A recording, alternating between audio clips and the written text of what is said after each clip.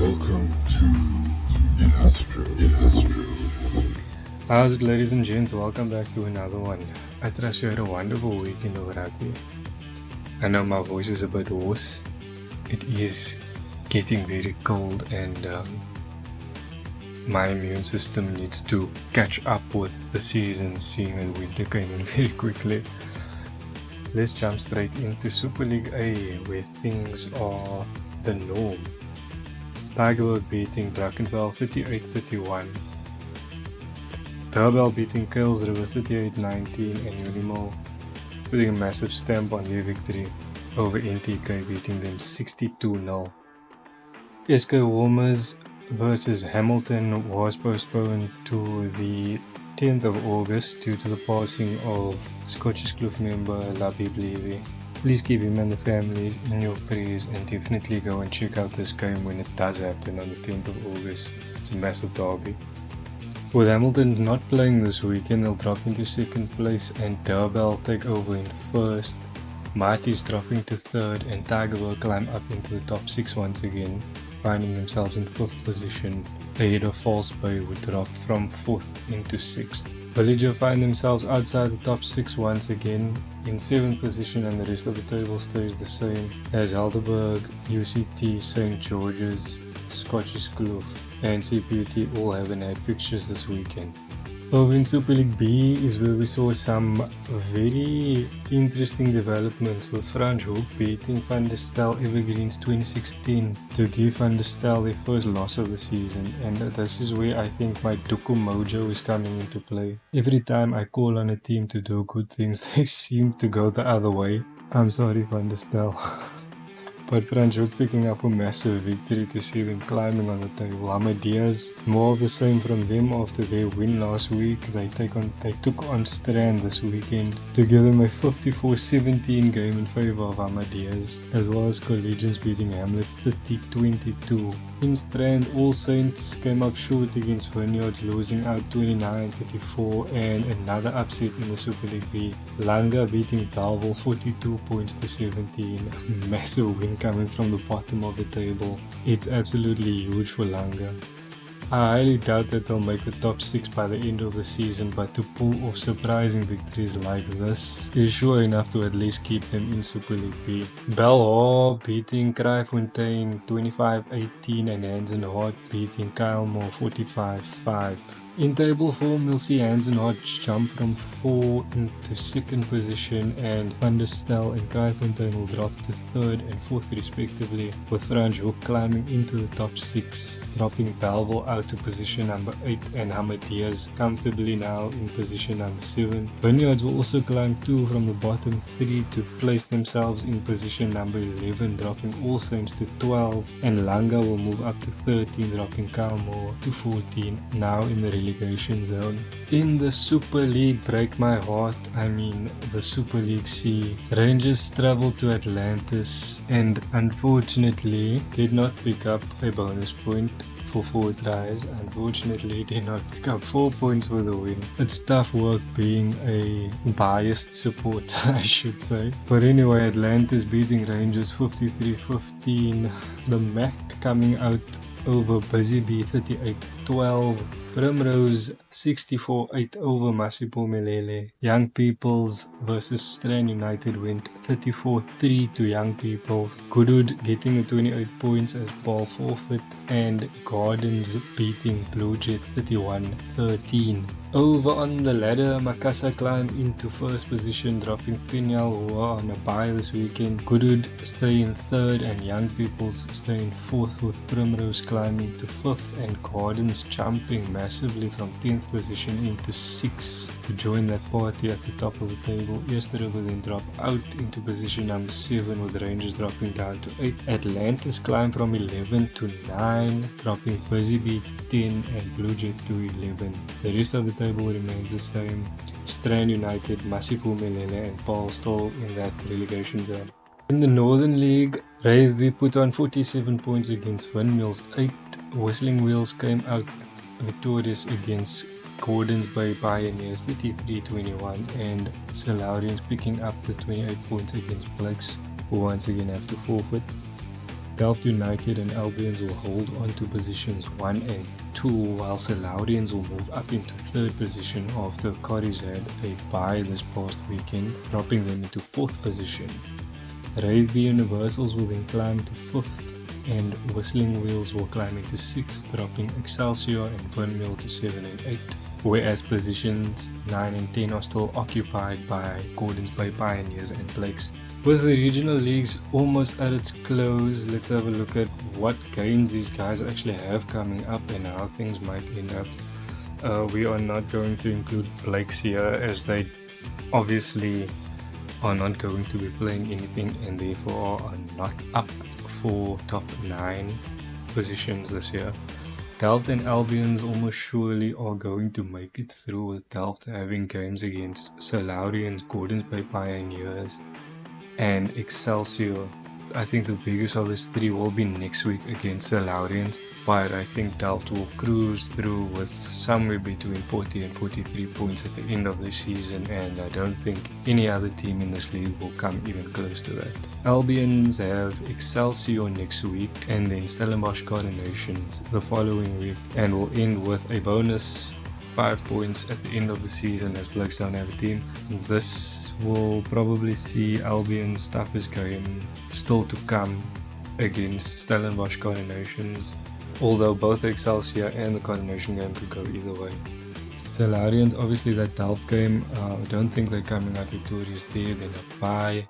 They might pick up a win in their final game against Whistling Wheels, but I think that is the last possible 5 points that they will receive this season. Stellenbosch Coronations have Windmill next week, followed by Albion and Rugby. All tough games. I can see Stellenbosch Coronations winning the Windmill game easily, but Albions and Rugby are going to be much more of a struggle for them. Speaking of Rugby, they have Gordons Bay Pioneers, Whistling Wheels and Stellenbosch Coronations as their last 3 games, and Rugby will likely take it to Gordons Bay Pioneers. It might be a tight encounter with Whistling Wheels. However, there's that Coronation game that we just spoke about that can turn things on its head. Let's go to Whistling Wheels, who get a free 5 points next week, and then they face Rugby the week after, and then Salaurians in their final week. Tough pull for Whistling Wheels. They will end the season with at least 20 points. It's just a matter of whether they can beat out these other 2 teams and what happens everywhere else, obviously, to see where they end up on the table and if they get that top 9 spot. Excelsior similarly will get a free 5 points 2 weeks from now, but next week they get Albions, which is a tough game in its own right. Albions obviously 2nd position, and then their final game of the season is Delft, which is the hardest game that they will have this entire season. I don't see Excelsior pulling through at all. I see them ending the season on 18 points due to that 5 points that they'll get from the Blakes forfeit. Windmill have 2 games left with a bye 2 weeks from today. Next week's game against Stellenbosch Coronations. It can go either way, but Stellenbosch Coronation are likely going to come out on top, and then what would be a tighter encounter would be the game against Gordons Bay Pioneers at the end of the season. Speaking of Gordons Bay Pioneers, Rugby, Delft United and Windmill. Rugby, it could go either way. Of course, we've spoken about this. Delft definitely taking it from them, and then the tighter game would be Windmill United. So the way I see the season ending is with Delft, of course, right on top, Albions in 2nd position, and 3rd position open to either Salaurians, Stellenbosch Coronation or Rugby, depending on that final game of the season.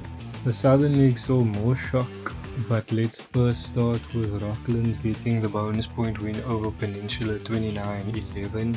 Titans coming up short against Young Stars, 20 points to 18 in favor of Young Stars. Young Weasleys still undefeated, 23-17 over Northerns, and Blue Stars beating Watsonia, the shocker, 12 points to 5. Watsonia obviously still getting a bonus point there.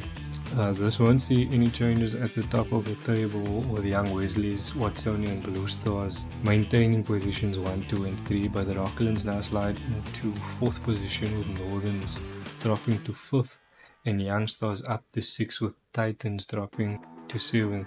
Peninsula, Retreat and Lagunia unfortunately are in the bottom 3 of this table, and unfortunately they don't have any right to contention, for lack of a better term. So who is up for contention for top 9? Obviously the unbeaten Young Wesleys. If they do go undefeated for the rest of the season, they will end the season somewhere between 40 and 43 points, similar to Bellville United in the Northern League. But they do have a tough task against them, with Rocklands seemingly finding some form. So that would be a nice game to catch next week. Watsonia obviously also a threat, and then Titans to end the season. I do think that Young Wesleys, the way they are handling the season right now, can pull it off. The only question being is, are they going to pull it off with bonus points or without bonus points? Watsonia also have 3 games left, with Laguna next week is almost certainly a bonus point win. And then the toughest game left for the season, Young Wesleys, followed by a bye, and then they cap their season off against Northerns, where they can certainly get bonus points as well. Blue Stars United take on Northerns next week, followed by Titans, Peninsula and Young Stars. These are all clean through wins for Blue Stars. Their toughest games are behind them. They can end the season on 40 points if they do get bonus point wins for every one of these games. That would put them higher than Watsonia as the top 9 looms. Rocklands, oh, you really would want to see these boys move into the top 9. However, next week they have Young Wesleys, and that is a tough game, followed by Young Stars and then Northerns. Rocklands can, with a maximum, only end the season with 32 points, which I absolutely do not see happening. Unfortunately, Young Wesleys is just too dominant of a team this season for them to make any headway next week. Northerns have Blue Stars next week, followed by a bye, and then Rocklands. We've spoken about all of these. I don't see Northerns making it through either. Young Stars get Retreat, followed by Rocklands, Laguna and Blue Stars. Young Stars might pick up the win against Retreat, possibly Rocklands and Laguna, but there's no way they are triumphing over Blue Stars, and I don't think that wins, even bonus point wins over the first 3 teams, are going to see them move into the top 9. Titans will play Peninsula next week, followed by Blue Stars and Young Wesleys. This is no slight against Peninsula, but it definitely is one easier game followed by 2 harder games, and Titans, like with Young Stars and Northerns, I don't see making it into the top 3. Rocklands the only team for me in the outlier position that still has a chance. So yeah, Young Wesleys will definitely go through. There is a possibility for Rocklands to go through. It just depends on what Watsonia and Blue Stars do in the coming weeks. And this specific league will have you biting your nails until the very end to see if your team is going to make it or not. In the City League, Elsie's River and Manenberg Rangers played to a 13-all draw. Elsie's River have really faltered from where they started at the beginning of the season. Manenberg Rangers holding them off to that 13-all draw is testament to what Manenberg Rangers can do, and they are still a threat in the City League. Caledonian Roses beating Morningstar 32-21 with a bonus point as well. And Silvertree beating Young Ideas 44-7 as also with a bonus point, as Violets pick up 5 points to the forfeiting Western Zebras. So the way this looks in table form is Caledonian Roses, Elsie's River and Violets don't move at all on the table. They maintain positions 1, 2 and 3. Silvertree, however, will jump into 4th position, dropping Morningstar and Manenberg Rangers to 5 and 6, with the Police, Young Ideas and Western Zebras still at the bottom of the table.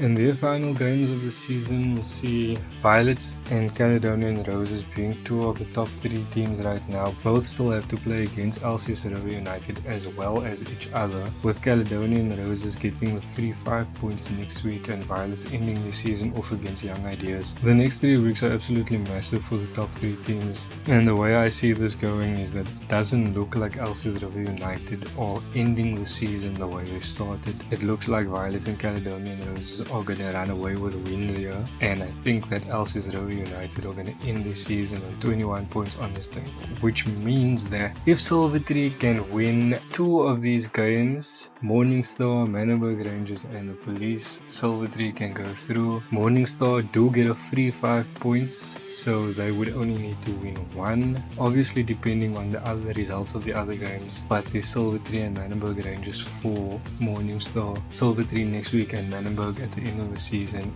And finally, Manenberg Rangers, the easiest team to kind of place right now is they have to beat the Police, Silvertree and Morningstar, all with bonus points, and have Elsie's River lose to Violets and Caledonian Roses without picking up any bonus points for Manenberg Rangers to make the top 3 of this and subsequently the top 9. The City League is very much open at this point, where anything can happen and teams pulling out shock victories from nowhere.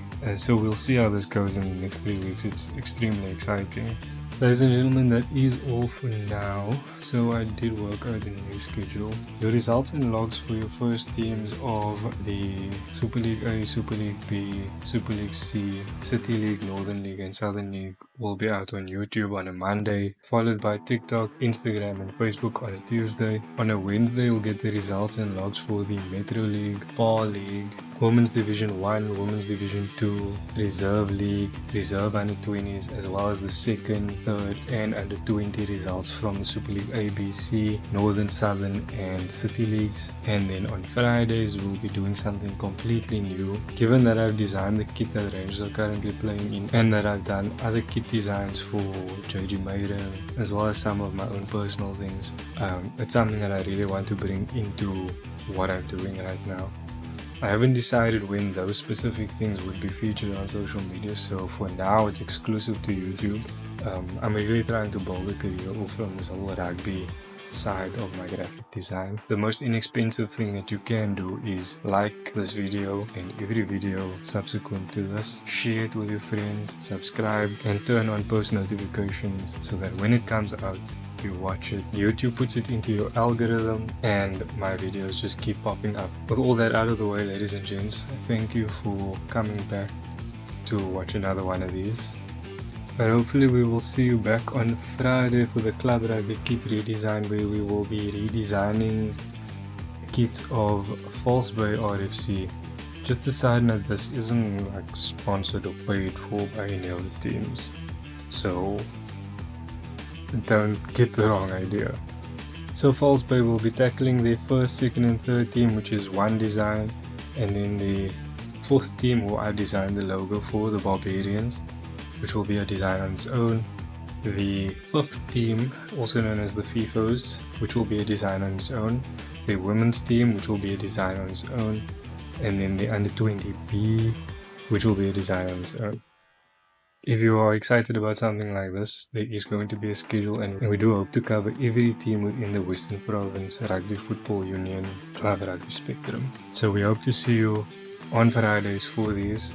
I'm very excited about it. I hope you guys can get excited about it too.